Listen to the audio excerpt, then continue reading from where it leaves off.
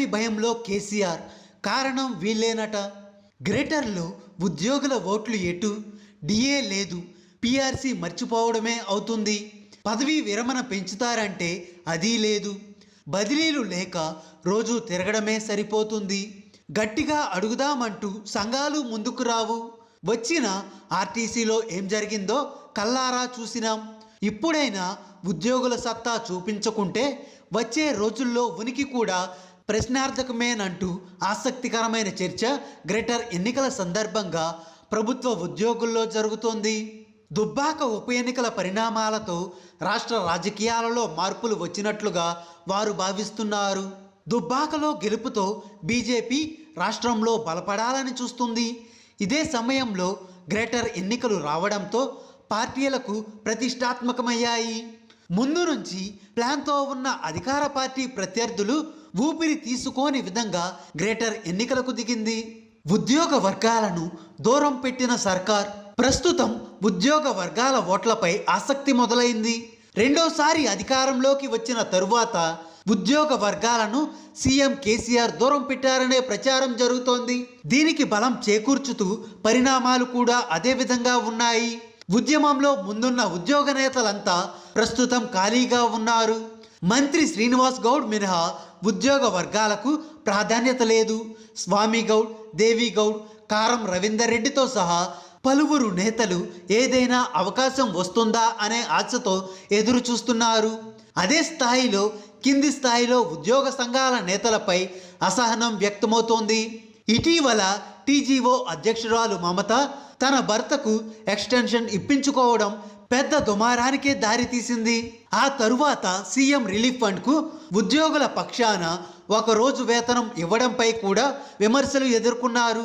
JAC తరపున TNGO అధ్యక్ష కార్యదర్శకులు Rajender, Pratap, TGO నుంచి మమత తదితరులు సీఎంను కలిసి చెక్కును అందజేశారు.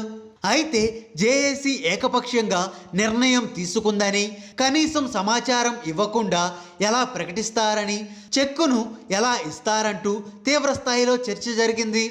ఉద్యోగుల సమస్యలు ఒకటి కూడా పరిష్కారానికి నోచుకోవడం లేదనేది ప్రస్తుతం జరుగుతున్న చర్చ. కనీసం ఉద్యోగ సంఘాలను పిలిచి మాట్లాడేందుకు కూడా సీఎం సమయం ఇవ్వకపోవడంతో ఆగ్రహంతో ఉన్నారు. పెండింగ్లో 3 డిఏలు ఉంటే ఇటీవల ఒకటే ఇవ్వడం, కరోనా లాక్డౌన్లో కోత పెట్టిన వేతనాలను విడతలుగా మంజూరు చేయడం, పిఆర్సీ అంశమే లేకపోవడంతో పాటు బదిలీలు కూడా చేయడం లేదు. బదిలీలు అవుతాయని కొత్త జిల్లాల ఏర్పాటు నుంచి చాలామంది ఉద్యోగులు స్వస్థలాల నుంచి కార్యాలయాలకు వచ్చిపోతున్నారు. దాదాపు హైదరాబాద్ నుంచే 1,00,000 మంది ఉద్యోగులు రోజు వచ్చిపోతున్నారు. ఈ నేపథ్యంలో బదిలీలు చేయకపోవడంతో వ్యతిరేకత ఎదురవుతుంది. పదవీ విరమణ పెంపు అప్పుడెప్పుడో అనుకున్నప్పటికీ ముందుకు సాగడం లేదు. ఈ నేపథ్యంలో ప్రభుత్వానికి ఎందుకు మద్దతు ఉండాలి అంటూ ఉద్యోగులు ప్రశ్నించుకుంటున్నారు. ప్రస్తుతం గ్రేటర్ ఎన్నికల్లో ఈ చర్చ మరింత జోరుగా సాగుతుంది. ఈ 6 ఏళ్ల కాలంలో ఉద్యోగ వర్గాలకు సంబంధించిన చాలా సమస్యలు పెండింగ్లో ఉన్నాయి. దీనిపై ప్రభుత్వంతో పోరాడేందుకు ఉద్యోగ సంఘాలు సిద్ధంగా లేవు. గతంలో ఉద్యోగ సంఘాల్లో ఉన్న పోరాట స్ఫూర్తి మొత్తానికి తగ్గిపోయింది. ఫలితంగా ఉద్యోగ సంఘాలు ప్రభుత్వానికి అనుకూలంగా వ్యవహరించుకుంటూ వస్తున్నాయి. ఆర్టీసీ కార్మికుల సమ్మె ప్రభావం మరింత భయానికి గురిచేస్తుంది. ప్రస్తుతం ఆర్టీసీలో సంఘాలే లేకుండా పోయాయి. దీనిలో సీఎం విజయం సాధించారనే ప్రచారం ఉంది. ఈ నేపథ్యంలో ప్రభుత్వానికి వ్యతిరేకంగా పోరాడి సమస్యలను సాధించుకోలేమనే ధోరణితో ఉద్యోగ సంఘాలున్నాయి. ఫలితంగానే సమస్యల పరిష్కారం కావడం లేదని కింది స్థాయి ఉద్యోగుల్లో ఆగ్రహం నెలకొంది. ఉద్యోగ సంఘాలు నిర్లక్ష్యంగా ఉంటున్నాయని కూడా సోషల్ మీడియాలో ప్రచారం చేసుకుంటున్నారు. ప్రస్తుతం గ్రేటర్ ఎన్నికల్లో ప్రభుత్వ ఉద్యోగులు, కాంట్రాక్ట్, అవుట్సోర్సింగ్ ఉద్యోగుల ఓట్లు ఎవరికి లాభం చేకూర్చుతాయి అనేది అంతు చిక్కని ప్రశ్నగా మారింది. గ్రేటర్లో ఉద్యోగులు, వారి కుటుంబాల ఓట్లు 7,30,000 ఉంటాయని ప్రాథమిక అంచనా. దీనిలో పెన్షనర్ల ఓటు 2 లక్షలకు పైనే. హైదరాబాద్ జిల్లా పరిధిలో 50,000 ఓట్లు, రంగారెడ్డి, మేడ్చల్, వికారాబాద్, యాదాద్రి జిల్లాల పరిధిలోని ఉద్యోగుల ఓట్లు దాదాపు 1,50,000కు పైగా ఉన్నట్లు చెబుతున్నారు. 80,000 నుంచి 1,00,000 మంది ఉద్యోగులు హైదరాబాద్ నుంచి వచ్చిపోతున్నారు. మొత్తం ప్రభుత్వ ఉద్యోగులు, కాంట్రాక్ట్, అవుట్సోర్సింగ్ ఉద్యోగుల ఓట్లు 7,30,000 ఉంటాయని ఉద్యోగ సంఘాలు అంటున్నాయి. వీరి ఓట్లు ఎవరికి వేస్తారు అనేది సందేహంగా మారింది. కాంట్రాక్ట్, అవుట్సోర్సింగ్ ఉద్యోగులను పర్మనెంట్ చేస్తామనడం, కనీస వేతనం ఇస్తామని ప్రకటనలకే పరిమితమయ్యాయి. దీంతో ఈ వర్గాలు కూడా ఆగ్రహంగానే ఉన్నాయి. కమలం మైండ్ గేమ్. అధికార పార్టీ మినహా పలు పార్టీ ఉద్యోగుల ఓట్ల కోసం మైండ్ గేమ్ మొదలుపెట్టాయి. దీనిలో భాగంగానే స్వామి గౌడ్ను కలిసి చర్చించారు.